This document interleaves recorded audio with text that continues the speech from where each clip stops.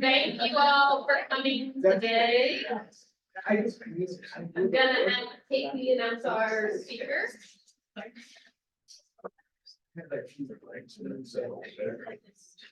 Okay, sorry, I'm reading off of it. Good morning, everyone.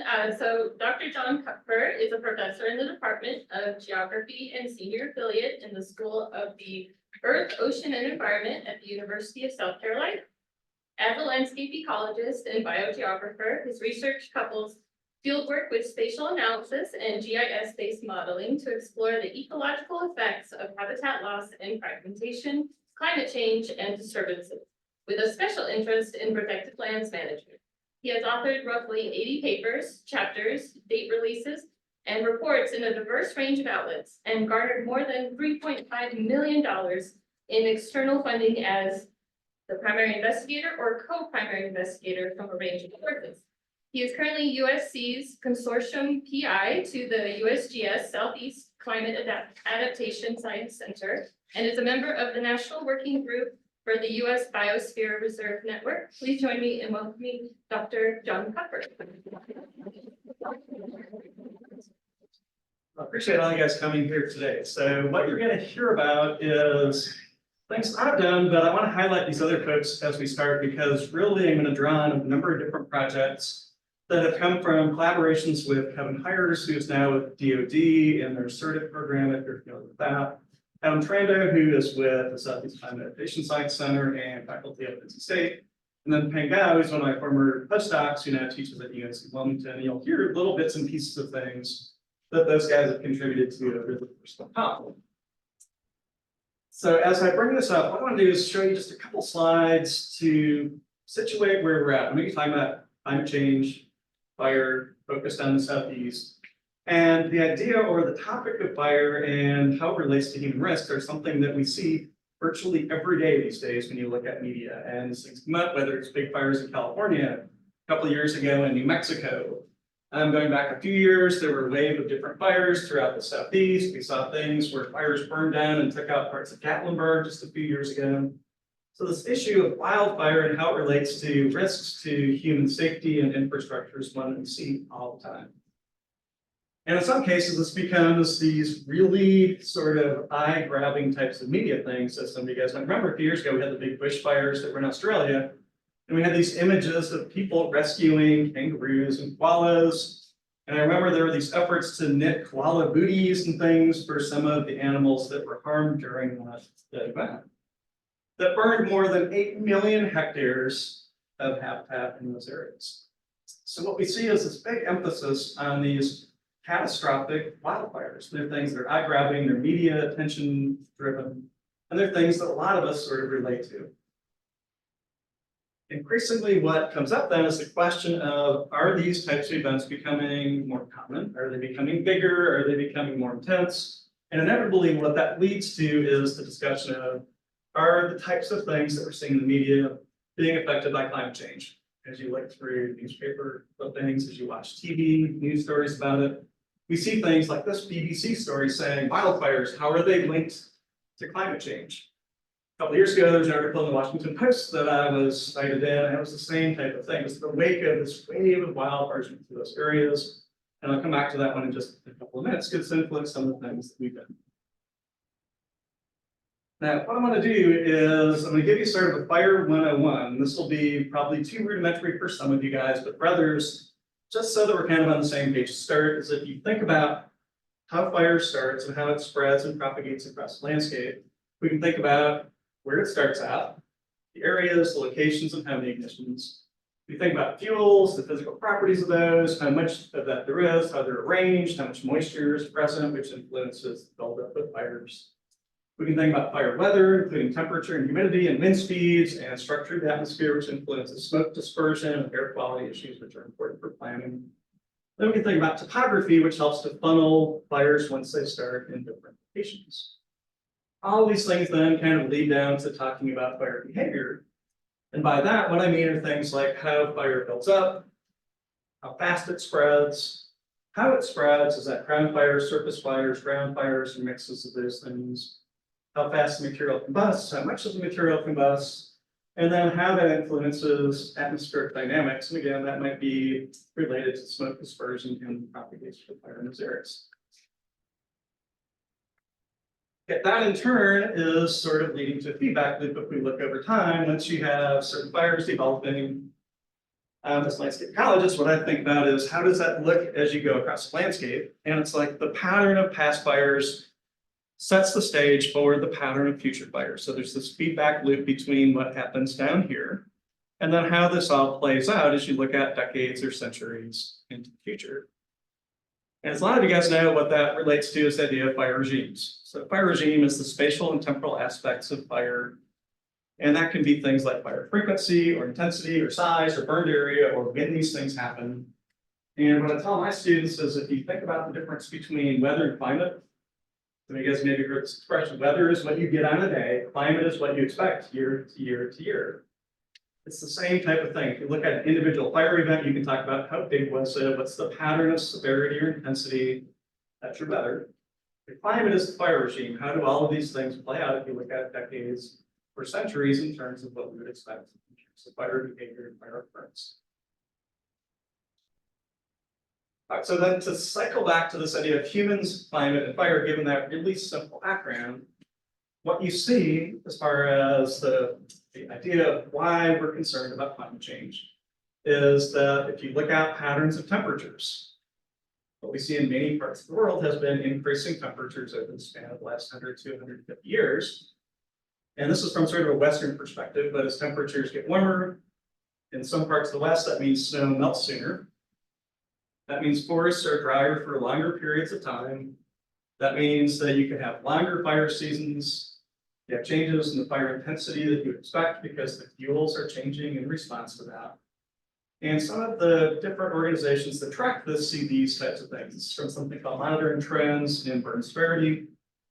And in this case, going back to the mid-'80s, through basically about 2020, what we see are increases in the frequency and size. These are just large fires. So they sort of thresholded this at about 500 hectares in the east, about 1,000 in the west. But of course, there's a lot of year-to-year variability, but what we see are these general trends is that wildfires in these places are happening more often and they're burning more area. So if we transplant those ideas, which have largely been developed in the West, and then we bring them to where we live here in the Southeast, the notion then becomes, looking forward in time, we're expecting climate in the Southeast to get warmer. There are sort of differences of opinion and differences in model output as to what's going to happen in terms of moisture. But we can see, for instance, we're expecting more days over 95 degrees, maybe as much as a month to a month and a half, sort of 30, 40, 50 days over the course of the year beyond. Who did that? So what does that mean? What it means is fuels are drier, time of year or the length of the season in which fires can occur can be longer. And all of these things, if you go back to that simple little fire 101 model that I have, all of this thing starts to change with the types of climate changes that we're predicting in the future. So as one simple example of that, this is one of the papers that we did. Peng was the lead author in this one, and I was using a simple model called PC2FM, and all that was doing was, if we say that we're looking at what to expect in terms of fire regime without considering what humans have done to that landscape. In other words, all we're really worried about is fuel, how it's generated, vegetation that's there. And we're not going to worry about the fact that we fragment these areas and we change how it spreads. Just as sort of a background, what we would see is that if you look in the east or southeast, even though we're in a place where fires used to happen really, really, really regularly, we would still expect even more fires here with what we're looking at in the future. And this is, the quote at the top is not one of ours, it's from a different paper. And so projections in the southeastern US are now warmer conditions over the 21st century. And in turn, that would increase fire risk, longer fire seasons, estimated 25 to 30% more increase in area burned by lightning ignited wildfire. Starting about when this thing was published, and I forgot to say it, I apologize for that, over the 50 years following that. Now, the thing is, of course, we can't ignore the role that humans have had in fire regimes, right? We can say this is what it used to be like, but in the Southeast, the reality is, and I say natural because how we define what natural fire regimes are in the Southeast is almost impossible. Native Americans influenced fire regimes here thousands of years ago. So they used low intensity brush fires to improve habitat for certain types of species. We go forward in time a little bit, we get early European settlers who are intentionally setting fires to clear out areas, in some cases relatively low intensity, increasingly bigger and more intense fires, especially associated with logging, clearing those areas. Around the 19-teens or so, we get to this era of fire suppression following the big burn out west, where many fires that were being started were being immediately suppressed or being prevented from the jump. We go through decades of that, and we're still seeing impacts of that in terms of fuel loads and what we've got in force that we have here.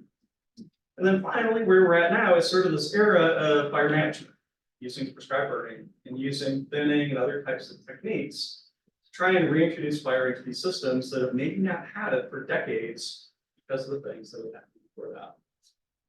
So I bring this in only because while I can put up, while I can put up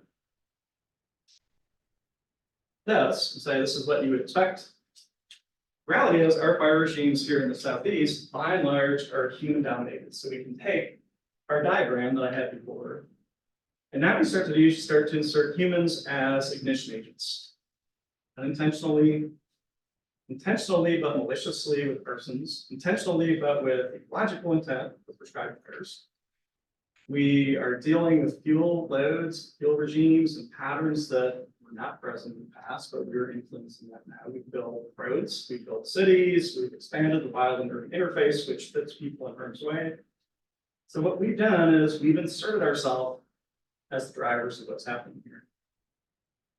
And in fact, if you circle back to the opening articles and different things I had in those first few slides, what you mostly hear in the media are wildfires, things that are lightning caused or are human caused, like persons and whatnot. The reality is, if you look around the country, especially here in the Southeast, the vast majority of fire that we have in the Southeast is prescribed burning, which is used for clearing out areas, for improving habitat, for reducing wildfire risk. So, for instance, here we have managers in the Southeast conducting burns of more than 3 million hectares on average throughout the Southeast. Way more than we have for wildfires. And yet, if you look at the science and if you look at the stories, a lot of what you hear are the risks from climate change and how we're going to be more vulnerable to wildfires. It's not saying these things are unrelated. It's not saying one is more important than the other. It's saying that probably one of those has received a lot of media attention. The other ones, maybe not quite so much. I know you can't see this, but all this is showing, this is the importance of prescribed burning in these areas. This is work that Kevin and some of his colleagues at Tall Timbers, back when he was there, had done at Eglin Air Force Base in Florida. And the idea was they went in and intentionally started burning regularly. So the bars here are the prescribed fire hectares burned, and they started this program back in the 80s. Burn, burn, burn, burn. So they're doing is they're increasing, in some cases, 15, 20,000 hectares at the base every year prescriptively burned. And the red line is showing the number of wildfires, lightning ignited, and other types of fires that they have in those areas. And the notion is prescribed burning helps to cut down on wildfire risk. All right, we're trying to knock that system back to what it was before. You need a little bit of reference point. You'll hear more about this in a couple minutes. But the thing about longleaf pine throughout much of the Southeast, longleaf pine forests used to burn every 2 to 5 years. Some of the longleaf pine stands that I've been on and some of the ones that we've looked at haven't burned in 10, 20, 30, 40 years. So what we start to do is we start to think about how do you restore those systems? And I'll talk more about longleaf in just a minute. So where the work that you're hearing from today is going to come from is this thing which was alluded to when Casey gave my introduction. A lot of this stems from the Southeast Climate Adaptation Science Center, which is USGS funded Center of Excellence. We have a consortium group that I've been a part of now for a number of years. We were just refunded for another 5-year period by USGS. And the notion is trying to come up with ways to design and implement strategies that don't necessarily remove humans from the equation, but how do we envision futures of fisheries management, wildlife management, fire management, and all of these other types of things that we've talking about to improve biodiversity, but also while providing human benefits. So for instance, SIGCOS, which is an offshoot, so to speak, of that, the Southeast Conservation Adaptation Strategy, has a vision But what we want to do is have a connected network of lands and waters that supports thriving fish and wildlife and improve quality of life for people. How can we all draw these things together? We're starting next year a project looking at mapping social ecological vulnerability throughout these areas that will draw in some of the same types of topics. Okay, so there's two main stories that I'll give you. And these come from this first paper here, which is something we published in International Journal of Wildland Fire. And this was looking at how climate change could start to impact the availability of prescribed burning windows. So if we want to burn areas, I'm the pine, and the other ones so too. How can we start to say, how is climate change going to do that? If you don't know what a prescribed burn window is, don't feel bad.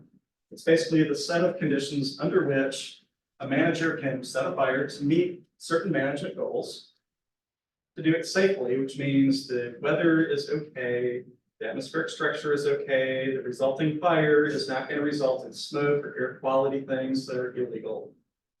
So there's all of these different components that when somebody is starting a fire, they need to meet.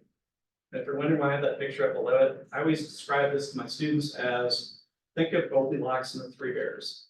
Prescribed burn window is the conditions where it's not too hot, too cold, too windy, too still, too humid, not humid enough.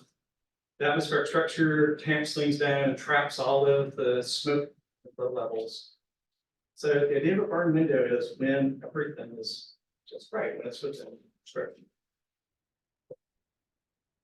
So the first thing we set about is, well, what does prescription actually mean? And on top of that, we need something that if we're going to look forward in time, what are different types of variables that we can get data for? And what we arrived at were three different things. We said we're going to define using literature, bright lit, doing interviews, talking to folks who do this. And we arrived at three simple criteria, recognizing that the prescribed burn window actually contains a lot of other things. But we said, first thing is we're going to talk about noontime temperatures that are between 0 and 32.5 degrees Celsius, about 92 degrees is the upper limit. Relative humidities are about 30. If you get below that, you get red flag warnings and other things. It's too dry burn. And the daily wind speeds that are not too high, so you can't control it, or are not too still, so the fire doesn't move. And then given those, we went through and we wanted to say, and we did some tinkering and we refined some of these, but the way that we sort of arrived at those values as being suitable. As we looked at, and I was hidden up underneath that caption up at the top, we had 250,000 burn permits from Georgia and Florida over an 11-year period. 250,000 things. We looked through, we analyzed those, we tied each of the different permits to what the weather conditions were on those days. And what we found is that for those, for instance, for temperature, almost 98% of all of the burn permits were for days that fell within those simple windows. We did the same thing for relative, we did the same thing for wind speeds. What we're trying to do is figure out if you're the three bears, how hot is the forage when it's too hot? How cold is the forage when it's too cold? For burning, how hot is it too hot to burn or too cold to burn? Then what we needed is, if we're going to look at how this changes through time, we need projections of how climate is going to change. It's actually one of the other reasons we use those three variables, because that data exists. Things like energy release component, which is another important thing that's oftentimes used to describe burning. We don't have that data for 2100. It hasn't been projected, it's hard to do. Air quality, hard to do. We do have projections going forward in time for temperature and wind speed and precipitation in a number of different places. We downloaded them from this one specific data set, MACO, which is a statistically downscale climate data set. There are 18 different global climate models that are part of that. So those would be different models that are used to predict how climate is going to change over the remainder of the century. We downloaded all these things. And then what we started to do is say, given that, we know that we're not really sure how climate's going to change. So there are different, you guys I'm sure know this, there are different scenarios depending on what we as humans do as far as modifying technologies, removing carbon dioxide emissions. So these things, which up until the last IPCC report were called representative concentration pathways, represent either changes in CO2 that are pretty extreme, RCP 8.5, or things that if humans intervene, we come up with cleaner technologies, we make different decisions about how we build cities, then we get to these lower values like RCP 4.5. And if you want to think about what that means or what that translates into, these scenarios for 8.5 might result in changes that are as much as 7 to 8 degrees for an area like us over the remainder of the century, or maybe changes that are closer to like 3 to 4 degrees warming. We have other variables, obviously, for precipitation and wind speed. Okay, so we've got current data. We've got our thresholds that we're using for our burn windows. And what we first of all did is we said, given sort of historical baseline, and we used the period from 1976 to 2005. We said for every single 4-kilometer pixel for the entire Southeast, because that was the resolution that our data came out, what percentage of days in winter, in sort of spring is about what the transitional season does, and then in summer, what percentage of days for every one of those pixels falls within our temperature criteria, our relative humidity criteria, and our wind speed criteria. If you look at winter, we then projected that forward in time. So this would be the RCP 4.5, so relatively modest warming changes. Bottom one is RCP 8.5, so bigger climate changes, more warming. And what you see as you go forward in time from historical, sorry, I blocked out the captions here. As we go to the end of the century, we don't really see a whole lot of change in winter. In other words, the percentage of days pretty much all throughout the Southeast that are available for burning doesn't really change much. In the Southeast, it's actually a pretty active time of year. And I know you guys have seen this recently because there's been a lot of prescribed burning that we've even had smoke in Columbia. I'm sure you guys have here. That time from about January through about April, pretty common for prescribed burning because it's relatively cool. The fuels are relatively moist. It's less likely you're going to lose control of the fires and bad things are going to happen. Okay, that's not likely to change much given future climate projections from the models that we had. On the other hand, if you look at the availability of burn windows in summer, what we start to see is, and if you can't read this down here, any place that you see in red on that graphic are places where the percentage of days where you're going to be able to burn is less than 10%. So if you want to do the math on that, maybe 2 or 3 or 4 days a month. Whereas now it might be something like 15 days a month in the Southeast. Not only is it that your days are getting shorter or your opportunities are getting scarcer and scarcer, it's that they become less predictable because just to slap together the resources and the people and everything that you need, you can't just sort of phone everybody up on a Thursday and say, oh yeah, we're going to burn tomorrow and expect all of those things to flock in these areas. So as you start to lose predictability and string together 2 or 3 or 4 or 5 possible days, it's harder and harder to do that.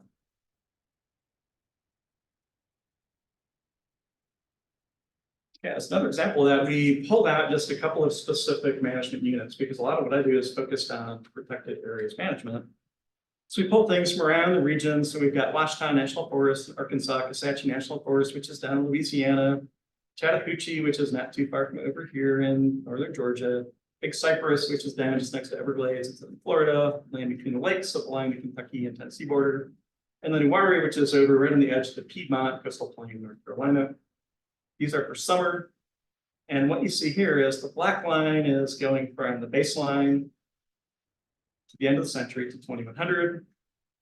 The y-axis, if you can't read, is the percentage of suitable burn days.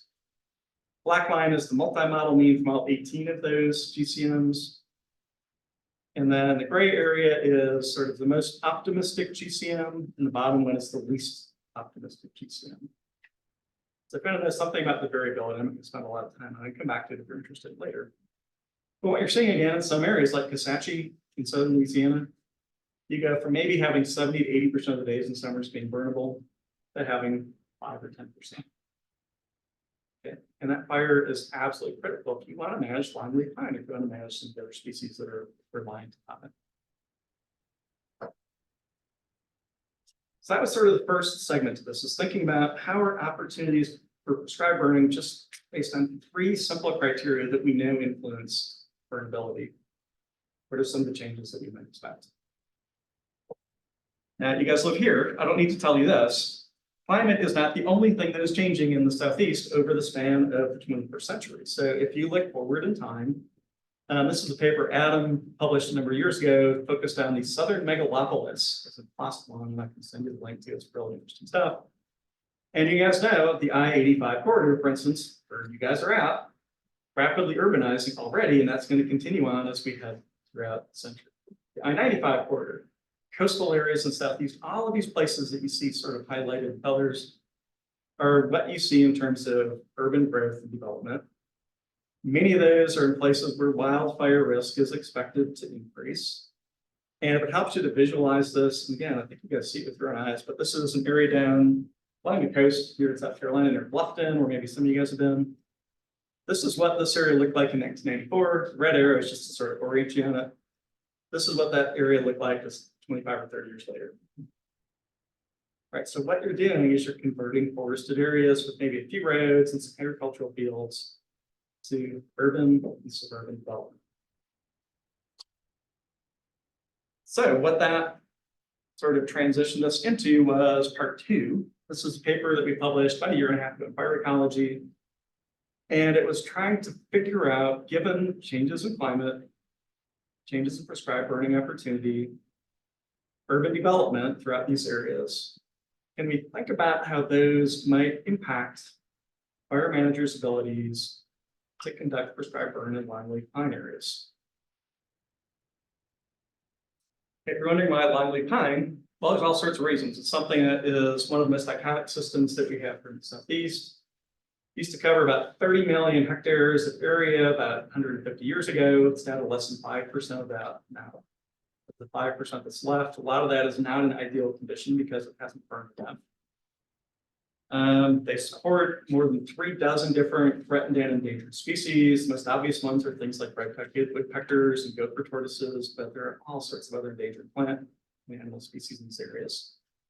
And for someone like me, or Ralph Baldwin, who studies landscape level things, it's the idea of, these are awesome landscapes to look at, because if you're going to manage longleaf pine, you can't just do it in Congaree National Park or in Uwharrie National Forest or in Ocala National Forest. You need to have private buy-in because much of the remaining area is on private landholdings. So it's this interesting study of thinking about how are we going to manage this important landscape, but do it in a collaborative way because that's what's going to be needed. So what we did is we asked longleaf pine fire managers, create an online survey. And what we wanted to do is get information on how they prioritize areas they burn. How do they burn? What constrains them from burning as often or in the ways that they would like to?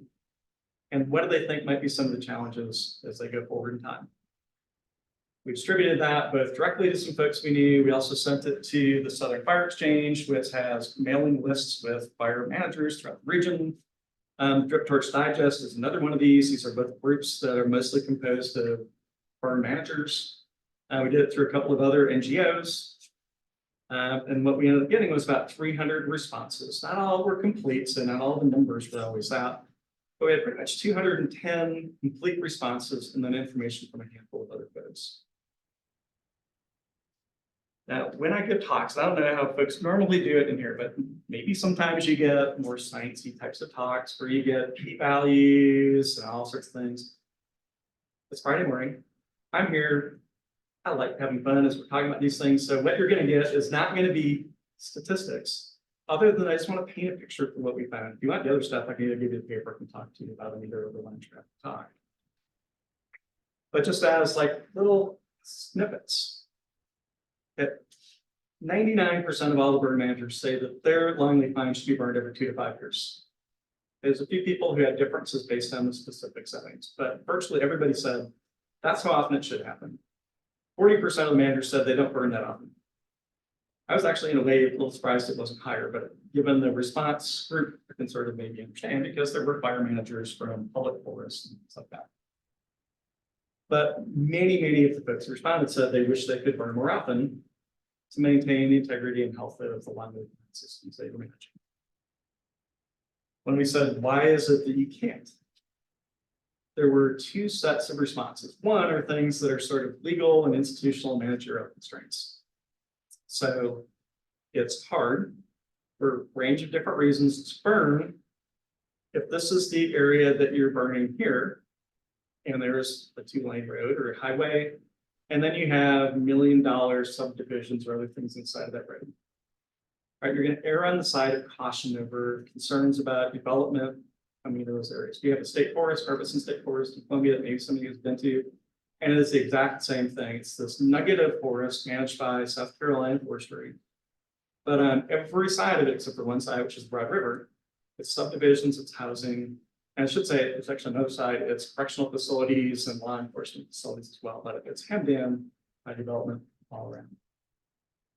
So folks were worried about that. More and more development coming into the areas that they want to burn. They were concerned about risk avoidance. They cited things like insurance concerns. We had both sort of standardized responses they could make, but we had open-ended things. We did some analysis of open-ended responses as well. And all of those things, when it came to that, bubbled down to the fact that if you have more and more development in the Southeast over the next 70 or 80 years, those are things that are not going to go away. Right, we get increasingly more and more longleaf pine that's embedded within human-dominated landscapes. That's kind of pointing to the fact that we might find something about future land use in these areas. Second set of variables had more to do with sort of the practical stuff of doing the fires. So it was, they were constrained by high temperatures or air quality alerts. So if you have inversions or other things where smoke can't be dissipated throughout the atmosphere, they're limited. Many of these were worst in summer because that's when it's hot, it's dry, you have air quality issues. And again, if you start to think about in the future, okay, if it's going to get warmer, whether you say 3 degrees, 5 degrees, 7 degrees, or whatever it is over the century, those types of problems are just compounded. And the reality is, if you start to put these two things together, there's a whole field of research which is developing focused on compound risks, compound environmental issues. It's that fire managers have to, in this case, worry not just about laws, not just about development, but they need to worry about that in the context of what's happening in terms of climate changes. So that was sort of the background. How much do you burn? What constraints you from burning? Would you like to do more? We had a whole suite of other questions I'm not talking about here, but that's just a sort of background. This is one I was interested to hear what the response was going to be. And I skipped over this on a previous slide, but just so you have an idea as to who those 300 people were, you got respondents from across the entire range of longleaf, which historically was from Louisiana up to extreme southeastern Virginia. A little bit more heavily skewed to Florida because it's a bigger area, there's more longleaf and there were just more respondents. But we didn't just have respondents from, say, the National Forest Service or Park Service. We had folks from logging companies, we had private landholders, we had folks from NGOs, we had county level burners, we did have big federal agency respondents. But I wasn't sure what the response was going to be when we asked, how do you expect the availability of future suitable burning opportunities to change over the next 3 decades?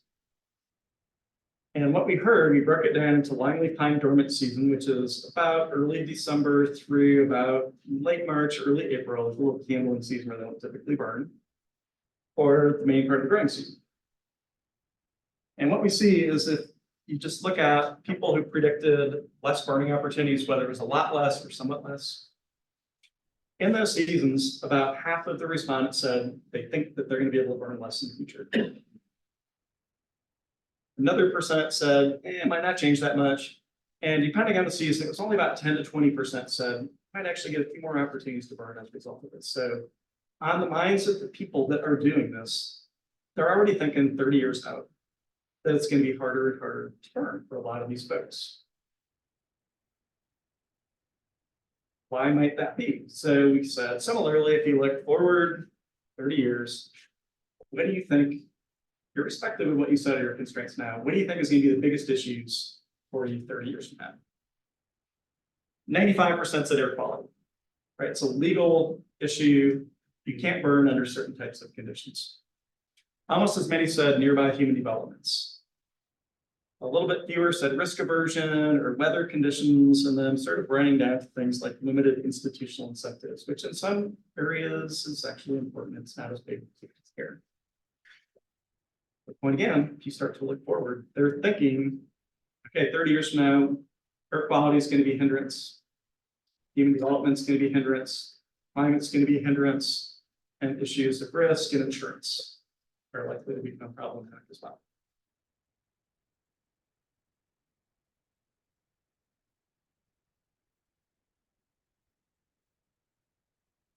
Okay, 2 follow-ups. We said, to what extent do you think future urbanization patterns, and that can be changes in the wild-urban interface or loss of habitat, they can certainly define that how they wanted, will affect your prescribed burning decisions over the next 5 to 10 years, 10 to 30 years, or 30 to 50 years. And I've sort of summarized this into 2 or 3 points, depending on the question here, but I'll just sort of point out that this is from immediate short term, a little bit longer term, and then sort of 30 to 50 years, which is as long as anybody's going to be thinking about these types of issues. And if you look, first of all, at the yellow and red lines, those are the respondents who said urbanization is not a problem, and where if it is, it's pretty small. And those responses were about 10 to maybe 25% over the next 5 to 10 years. And both of those were basically down to single digits by the time you get to the end of that. So they're thinking urbanization is going to become increasingly more problematic. If you follow this blue line, which is the number of people who said urbanization is going to be a problem, we go from about 30% in the next decade to almost 70% a few decades out. They're thinking ahead and they're saying changes in the wild and urban interface, changes in the loss of habitats are going to become increasingly more and more problematic for them conducting fires for their needs. Okay, by the way, I'll point out one other thing. The little black line is people who are uncertain, and you'll see why I point that out in a second. So it's pretty low. I mean, most of them were pretty sure that it wasn't a big deal or it becomes a big deal, but by the time even 30 to 50 years out, they're reading the tea leaves and they're saying Southeast is going to urbanize. They know the areas they're managing. They can see what's happening outside of those boundaries. So most folks are pretty sure about what their response was, even if it wasn't necessarily a lot of it. The reason why I bring that up is the paired question with that was, to what extent do you think future climate change, increasing temperatures, changes in rainstorms, extreme weather events, will affect your prescribed burning decisions? Now, I will say when we went in asking this question, yeah, I wasn't totally sure. I mean, I don't need to tell you guys that's a sort of loaded type of question in current political spheres and atmospheres. And what we got was actually both in these responses, and then a lot of people wrote additional text in pre-response parts of this to clarify what it was.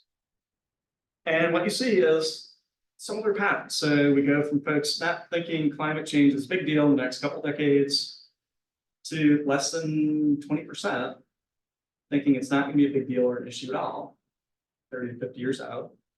The blue line is people don't think that climate change is immediately an issue, but it's up to 50% by the time we go to 30 to 50 years.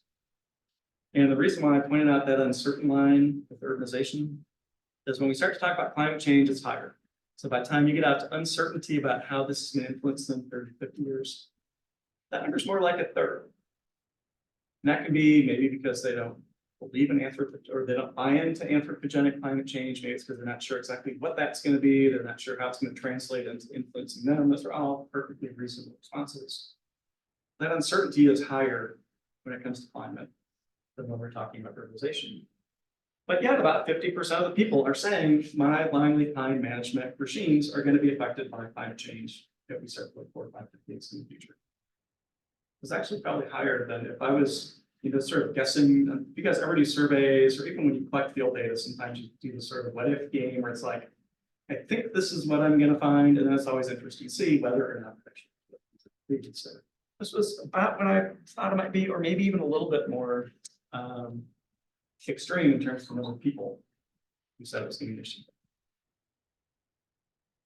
All right, I promise you fun and games. It's Friday morning, so if you want this, I've got printed copies. If you want to do your little next dots, if you like those types of things. So if we look at fire, and if we start to pull together these different studies that I've mentioned, what you can think about is opportunities to prescribe burning in the southeast will become fewer and less predictable, especially during late spring and summer. Winter, not such a big deal, but seasonally, it's important. And one reason why that's significant is people burn in different times of the year to achieve different things.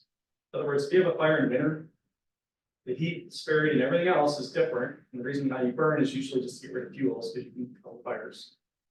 That's really different than if you burn in summer when the fires are hotter, bigger, more intense. They can be better at hardwood control. There's all sorts of reasons that differ between these. So if opportunities change seasonally, that can be important.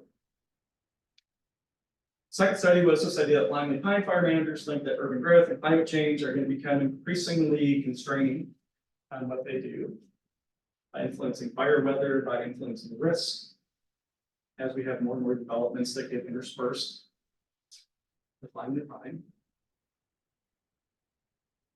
And this isn't one that I said, but it's meant to sort of bring both of those two things together with what I started out with, which is that what we then have is this concurrence of it's harder to burn.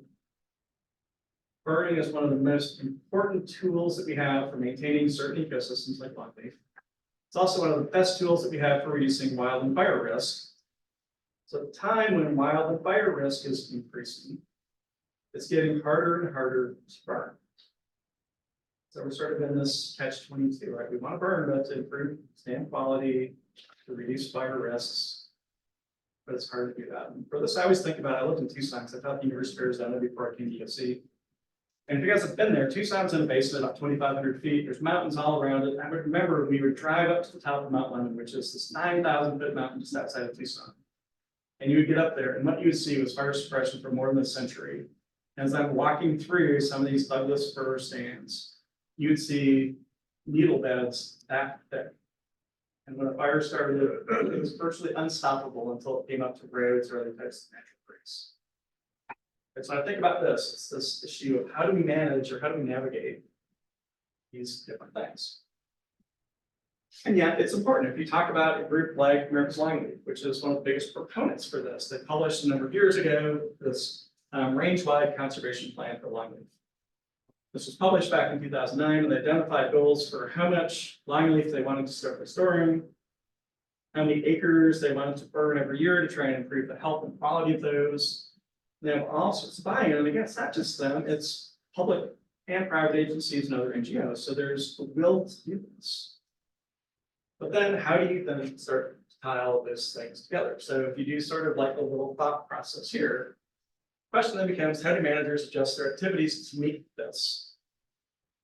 Because one thing I don't want you to take away from everything I just talked about is that it is a lost cause, and that everybody's just going to throw up their hands, and that what they've done in the past is how they're going to do it in the future, right? What we're trying to do is say, fire managers are going to need to be nimble in how they develop and how they adapt to these conditions. So the question is, how do you do that?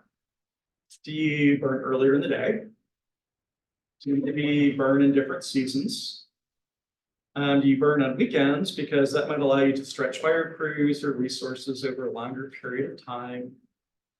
How do those relate to what it is that you want to do? Are you just trying to reduce fuels? Are you trying to improve longleaf? Are you trying to burn out hardwoods? Doing that is not done within a vacuum because there are only so many people that can conduct burns. There's only so many trucks. There's only so many drip torches. There's only so much of all the rest of that. Can we broaden the burn window? Do we maybe not stop at 92.5 degrees on the hot end? Maybe we're willing to burn a little bit hotter. Well, what's the risks to doing that? And what's the risk not only to fire, but to the people who are out there? And if you guys have been outside, and a lot of you guys I'm sure do field work. If you're doing field work in summer and it's 98 degrees, imagine being a firefighter out there with backpack pumps and everything else. So the risks are not just containment of fire, it's risks to people. You can mitigate some of that, but yet you can only do that so far. So the question is, again, how do you sort of bring all these things together? And then this is just something I mentioned a little bit earlier, which is not only are we seeing reductions, it's that some of these things become less and less predictable. And I know a number of the respondents in our survey said, I would love to burn every 3 years. I try to do that. And then what happens is we have an El Nino year or a La Nina year or a big drought or something else. And the second they lose 1 or 2 years, it sets their entire thing back. So they just don't have the ability to easily make up for that. So the unpredictability can compound as you go forward in time. So where are we going next? So core group of us got a grant again from CCASC, and what is currently in development is a decision-making tool that draws in data, and it will allow, sort of like if you think of, you guys are familiar with drought monitors and things like that that we have from different climate services. It'll make predictions for the opportunity to prescribe burning several months out so that people can start to try and get their ducks in a row. So that's under development now. We have a paper that we just sent back in after revising it, and it was looking at using urban modeling that folks up at NC State, Ross Miedemeyer and Georgina Sanchez have done as part of the Futures model. But basically what it does is predicting patterns of future urbanization. We're tying that together with the fire modeling stuff that we have. We look at managing longleaf pine in what's called the Florida Flatwoods Pyrone, which is this huge area of longleaf that occupies about 2/3 of Florida. And then the last one, I'm going to give you just a little snippet of because it's kind of interesting, and it's something that is in press right now. And it's using what are called climate fire analogs. So the idea would be that if you're a manager, or if you're a member of the public and you just kind of want to know, or if you're trying to make the case to somebody why it's important to do something, climate fire analogs are trying to identify places that have certain climates now, or fire regimes now, that would resemble other places in the future. So in other words, if you want to know what climate and fire would be like in Acadia, trying to identify existing, we use national parks, forests, and wildlife refuges. What are some of the units now that have similar conditions to what Acadia would be like 50 years from now or 100 years from now? So all you can see is this mishmash of spaghetti lines. I can give you the paper because it is in press. Interested. What those lines are doing is they're connecting certain units to where their analogs are now. And a few of them, I'll point out one that just seems kind of obvious. See all these lines like this? What you're saying is the Appalachians. So if you've got places that are in the northern Appalachians or Alleghenies now, their fire regime is basically resembling other units that are still in the mountains, but are oftentimes hundreds of miles further south as climate gets warmer and as fire conditions change. Since we are in the southeast, I'm supposed to be talking about the southeast. I'll also bring this up. I apologize, apologies, not forget. But if you look at something like Great Smoky Mountains, and we pulled this out, this is one of the figures from the paper.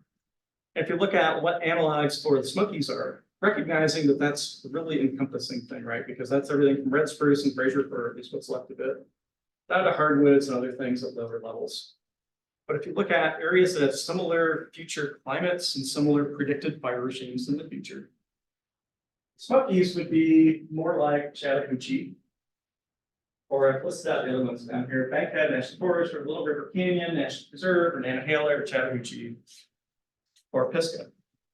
Lower elevations for the most part, a little bit further south in some cases. If you look at a place like Yellowstone, which is what this one is, a lot of those are again lower elevations in the south. This might seem counterintuitive to be going north, but you're going from high areas into lower lying valleys and Snake River Valley and other places like that.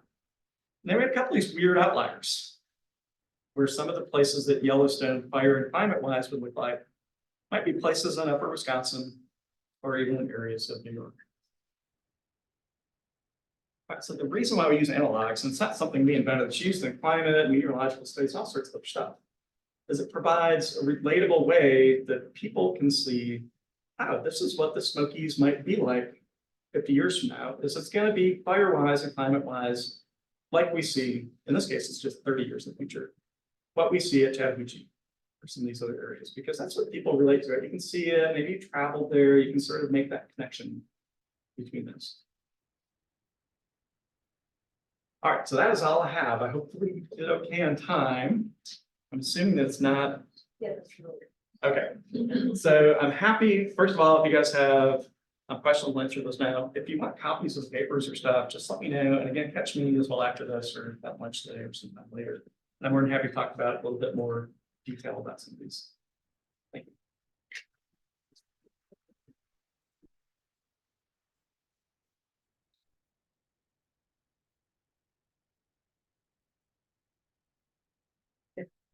So you know this, so you talk about like how wildfire will increase due to climate change, right? So. Have anybody like studied increasing wildfire, we're talking about like burning big areas and like a lot of greenhouse gases, right? When in the atmosphere, that would be a negative, that's so anybody studied that negative feedback from increasing wildfire? And- Yeah, there are, we have not, but there are folks who are looking at those types of things, and in some cases, they would be using. One of the other studies I didn't talk about in here is we're using another model called FSIM, which is more an event level simulator. And what they're oftentimes using is that more on the ground, like individual event, and then you sum those up over time. So look at carbon release or CO2 release or sequestration, but we haven't done anything with it, but there are folks who are doing that. Thank you. Not surprisingly, right? Because I mean, many things we're talking about are big carbon stocks or sinks in some of these places.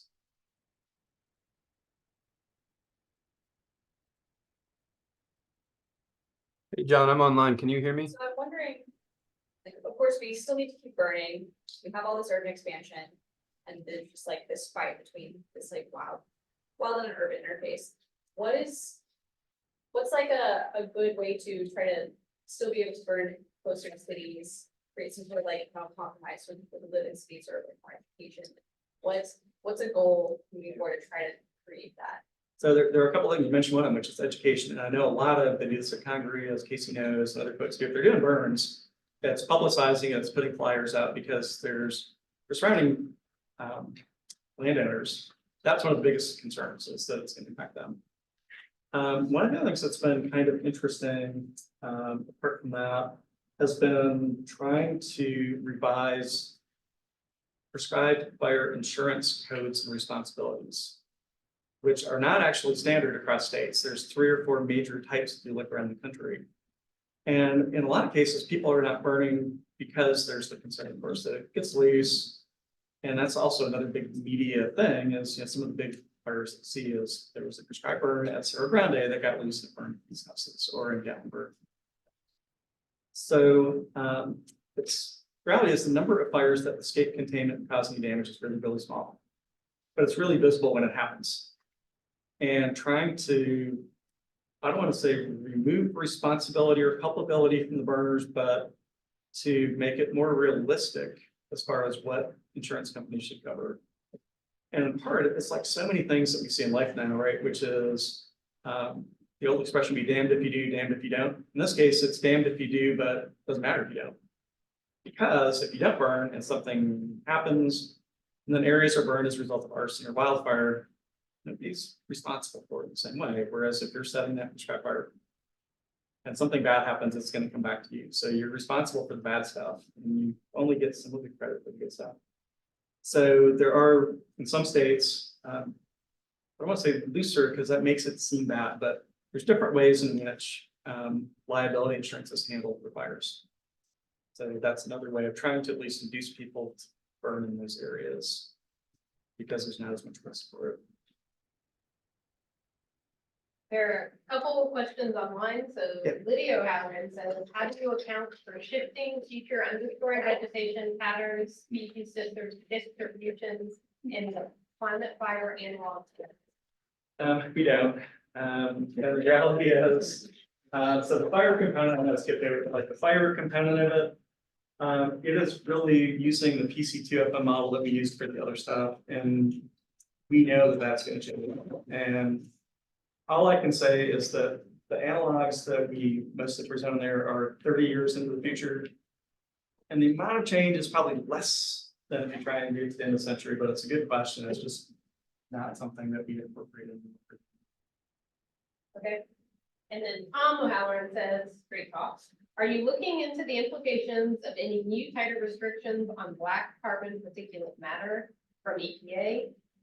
Also, there's a brand new conservation plan for the link in. Okay. So the first part is no, we're not. We're aware of that, and really where we're getting with this is mostly just kind of trying to set the stage and turn over things. I guess I'll say to the manager. So a lot of what we're doing, if you think about this way, is strategic rather than tactical. I guess I'll say. So it's sort of thinking about what's the overarching context to those. The second part. I don't know, was there a second part other than the paper, seemed like there was. Been a long week for me just.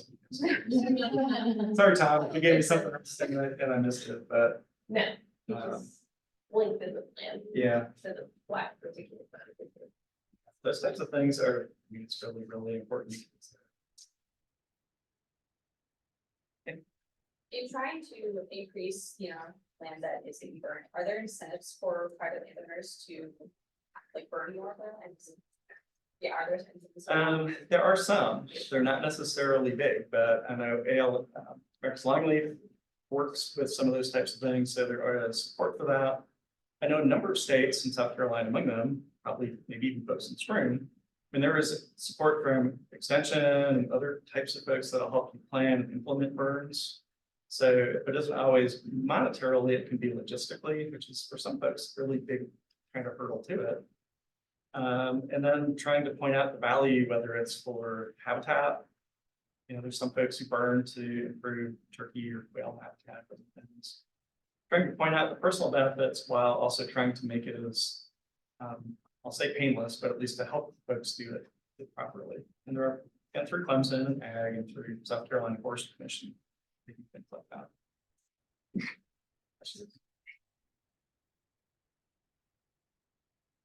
All right, let's thank Dr. Clark for your time.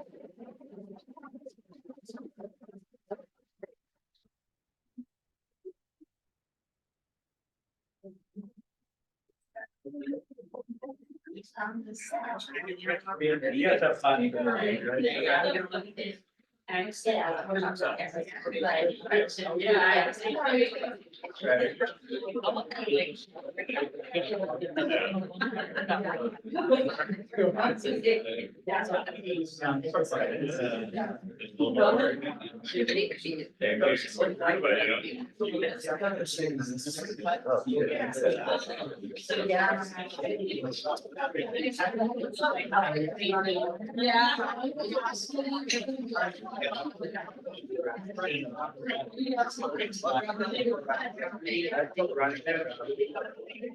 Getting that.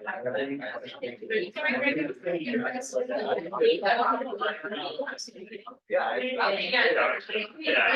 It's like every single time.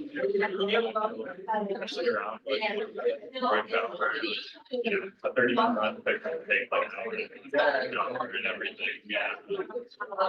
Yeah, you get better. I watched. Yeah, I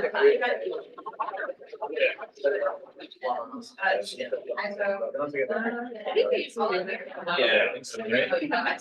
When the weather gets nice, it's